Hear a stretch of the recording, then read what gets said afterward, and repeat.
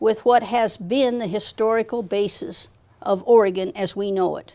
You see, I keep thinking about one of the great things about Oregon is the way in which that coastline belongs to all of us. We can all use it.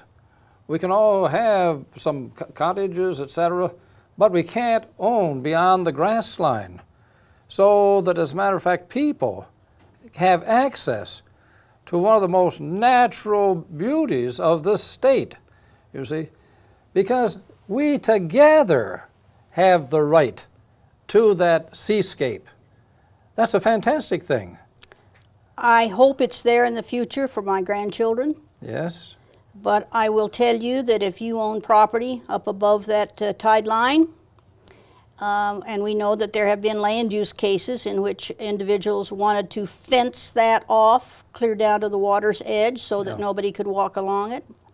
I hope that that is not going to be a result of Measure 37, because I think it's a priceless heritage. Yes. But at this point in time, from what I know about what the law says and the threats that I see, I am very skeptical right now.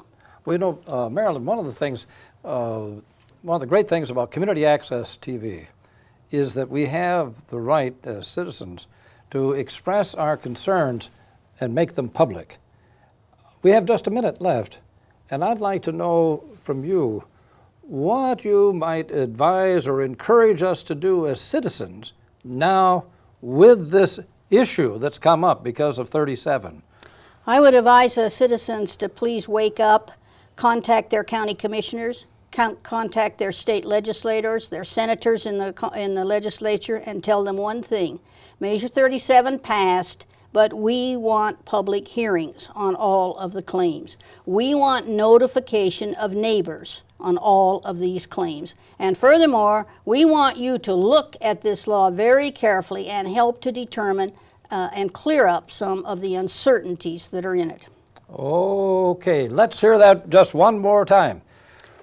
County Commissioners, Yamhill County Courthouse, just send a letter to the County Commissioners, Yamhill County Courthouse, indicate that you want public hearings to be held so that people can be better informed on all Measure 37 claims, particularly a 300-acre one, which is right outside the city limits. Okay, I'm so grateful for you and what you and the Friends of Yamhill County are doing to keep us as citizens awake and alert to what affects all of us. Well, I look forward to coming back and maybe having a more positive message and say that, well, maybe we can get informed. If people sit back and think somebody else is going to protect their life, forget it. It's not. That's the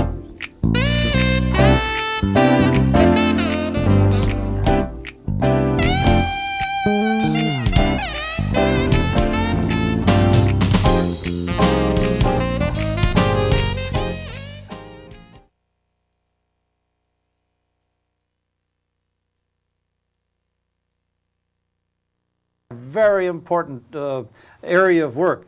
And we'll see that more and more, of course, as legislation begins here in Oregon. Andy, I was just looking at this new brochure of Common Cause. And one of the things that I notice here is that Common Cause now is over 30 years old. It is. Here it was John Gardner who started Common Cause in 1970. And what the brochure says, and this is from National, that John Gardner, the only Republican in the Johnson administration, resigns over the Vietnam War and launches Common Cause using the slogan, "Everyone's organized but the people." Within 6 months, over 100,000 people joined Common Cause. And we in Oregon are also part of that national organization, and you're the executive director. That's right, Frank. Common Cause in Oregon has existed since 1972. So we were one of the first states to start our own Common Cause chapter. We're all part of one organization. Yes. We're all part of Common Cause. So if you join Common Cause in Oregon, you become a national member.